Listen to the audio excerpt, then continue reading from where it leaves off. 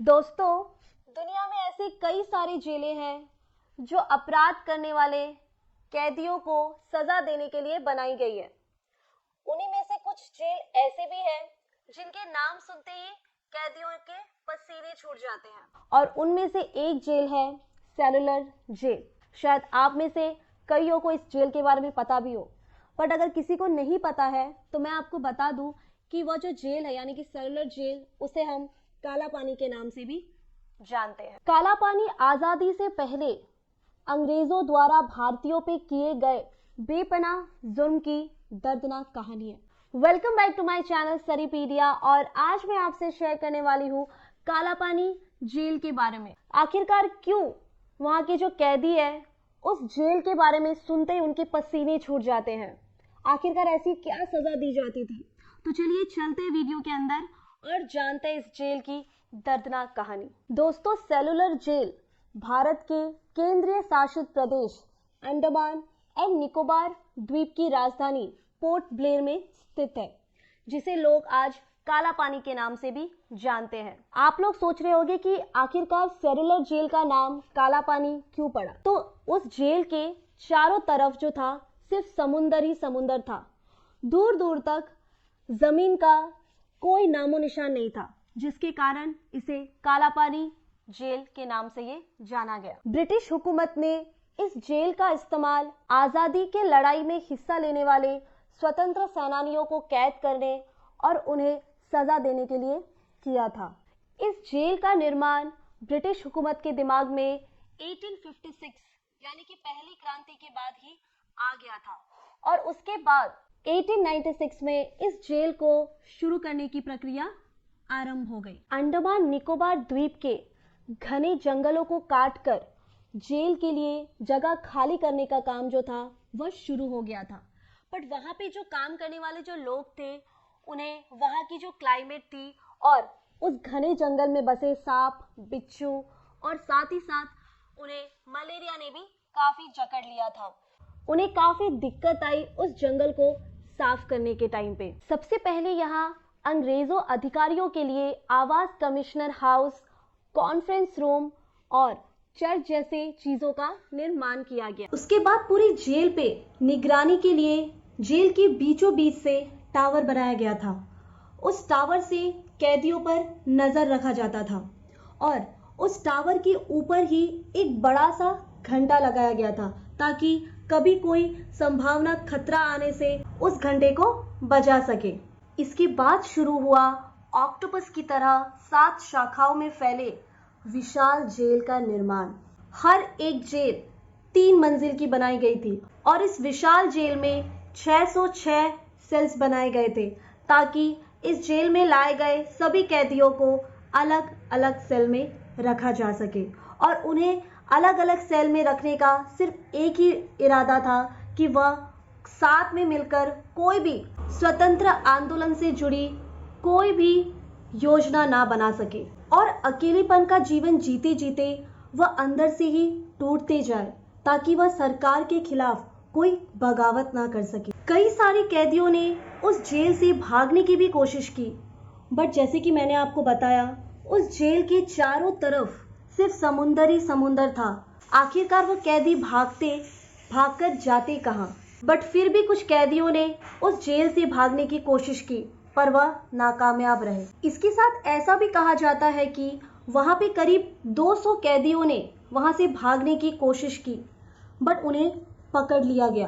कुछ कैदियों ने वहाँ की खौफनाक यातनाओं के डर से आत्महत्या कर ली और कुछ कैदियों को वहाँ के जेलर ने फांसी की सजा दे दी। सेलुलर जेल के निर्माण में करीब 5,17,000 की लागत आई थी। इसका जो मुख्य भवन था वह लाल ईंटों से बनाया गया था और वह जो लाल ईंटें थी वह बर्मा से मंगवाई गई थी, जो कि आज के दौर पे उसे म्यांमार के नाम से जाना जाता है। और आखिर कुछ साल बाद 10 मार्च 1906 को जेल का काम पूरा हुआ और इस जेल में बंदे क्रांतिकारी या यूं कहे कैदियों पर काफी जुल्म उठाया जाता था। हर एक कैदी को रोजाना 30 पाउंड नारियल और सरसों को तोलों में पेरना होता था यानी कि जैसे कि बैलों के द्वारा हम किसी सामान को पीसते या फिर कोई काम करवाते हैं, उसी तरीके से उन कैदियों को भी उतना सारा नारियल और सरसों को पैरना होता था। और अगर वह ना कर पाए उस टाइम पे, तो उन्हें कोड़ों से खूब बुरी तरह पीटा जाता था और उन्हें कई सालों तक बेड़ियों में जकड़ लिया जाता था। यहाँ रहने वाले कैदियों को पिसाई करने वाले मील पर कई घंटों तक काम करवाना, कई सप्ताह तक हथकड़ियों में बांधकर उन्हें कुछ काम देना, जैसे कि रस्सी बनाना, नारियल की जठा तैयार करना, तौलिया बुनना, एकांत कोठरी में बंद रखना, कई दिनों तक उन्हें भूखा रखना। ये सारी यातना इतनी भयानक थी जिससे कैदियों के मानसिक और शारीरिक रूप से उन्हें अपाहिज बना दिया जाता था। सो फ्रेंड्स, ये तो कुछ भी नहीं था। जो मैं अभी आपको बताने वाली हूँ, इसे सुन के आप या हम दंग रह जाएंगे कि ऐसा भी उन कैदियों के साथ किया करते थे। घास से बनी हुई सब्जी उन कैदियों को खिलाया जाता था। अगर घास की बनी हुई सब्जी अगर हमें मिले तो शायद हम उस प्लेट को फेंक दें, बट उन कैदियों के पास कोई और दूसरा ऑप्शन भी नहीं था, क्योंकि वो इतने ज्यादा भूखे थे उस टाइम पे कि उन्हें वह घास से बनी हुई जो सब्जी थी वह भी उन्हें खाना पड़ता था। उसके बाद नमक के नाम पे सिर्फ एक चुटकी नमक ही उन्हें दिया जाता था और इस खाने की वजह से कई कैदियों की तो मौत भी हो गई। और साथ ही साथ उन्हें जो पीने का पानी दिया जाता था, उन पानी के अंदर पूरा कीड़ा, उन्हें जो पीने का पानी दिया जाता था उस पानी के अंदर सिर्फ कीड़ा ही आपको दिखेगा। अगर हम नॉर्मल इंसान अगर वैसा पानी देखेंगे तो शायद हम वॉमिट कर लेंगे या हमें घिन आ जाएंगी, बट उन कैदियों के पास कोई ऑप्शन नहीं था, उन्हें वह पानी भी पीना पड़ता था। काला पानी जेल में कोई टॉयलेट नहीं होता था। वहाँ पे उन्हें अगर शौचालय जाना होता था तो वह अपनी सेल का इस्तेमाल करते। उन्हें 2 बर्तन दिया जाता था। एक बर्तन पे वह खाना खाते थे और दूसरा जो कटोरी था उन्हें वह शौच के लिए इस्तेमाल करते। और कभी भी जब वो बाहर जाते थे अपने सेल के, तो उसी बर्तन को धो के फिर वह वापस यूज़ किया करते थे। उसके बाद चाहे वहाँ पे जैसी भी मौसम क्यों ना हो, चाहे वह ठंड गर्मी, चाहे वह जैसी भी मौसम हो, उन कैदियों को जमीन पर ही सोना पड़ता था। उन्हें ना कोई रजाई और ना ही कोई कंबल दिया जाता था। वहां रहने वाले कैदियों में अगर किसी ने भी कोई भी छोटी सी भी मांग की तो उन्हें ऐसी भयानक सजा दी जाती थी कि आप और हम तो कल्पना भी नहीं कर सकते। पर उसके बाद भी ब्रिटिश शासकों को कोई फर्क नहीं पड़ता था उन सब से। ब्रिटिश अधिकारियों के लिए यह जो जगह थी वह काफी पसंदीदा थी, क्योंकि ये जो जगह थी, ये जो द्वीप था, वो काफी एकांत था, जिसकी वजह से ना कोई आ सकता था और ना ही कोई बाहर जा सकता था। दूसरे विश्व युद्ध के दौरान जापानी शासकों ने इस सेलुलर जेल पे कब्जा कर लिया था और साथ ही साथ अंग्रेजों को इसमें बंदी बना लिया था और इस सेलुलर जेल की 2 शाखाओं को ध्वस्त कर दिया था। पर जैसे ही द्वितीय विश्व युद्ध खत्म हुआ, 1935 में फिर से अंग्रेजों ने इस पर कब्जा कर लिया था।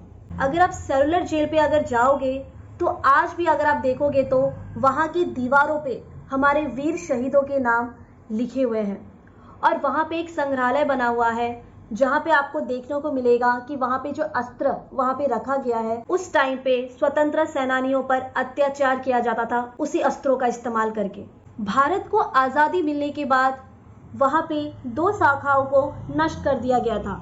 बाकी बची 3 शाखाएं और मुख्य टावर, जिन्हें 1969 में राष्ट्रीय स्मारक घोषित कर दिया गया था। दोस्तों, भारत सरकार ने आज भी हमारे स्वतंत्र सेनानियों की स्मृति को आज भी वहां पे संभाल के रखा है। तो दोस्तों, अगर आपको कभी भी मौका मिले सेलुलर जेल पे जाने का तो आपको जरूर जाना चाहिए। वहां पे हमारे वीर क्रांतिकारियों का हिम्मत और जज्बा देख के हम सबको काफी प्राउड फील होगा।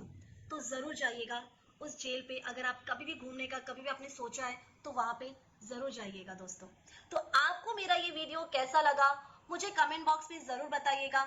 क्या आपको भी इस जेल में होने वाली अत्याचार के बारे में, जो भी सजा उन्हें दिया जाता था, क्या आपको भी पता है इसके बारे में? तो मुझे जरूर कमेंट बॉक्स में बताइएगा। मैं फिर एक नए वीडियो के साथ मिलती हूँ। तब तक के लिए अपना ध्यान रखें, सावधान रहे। जय हिंद।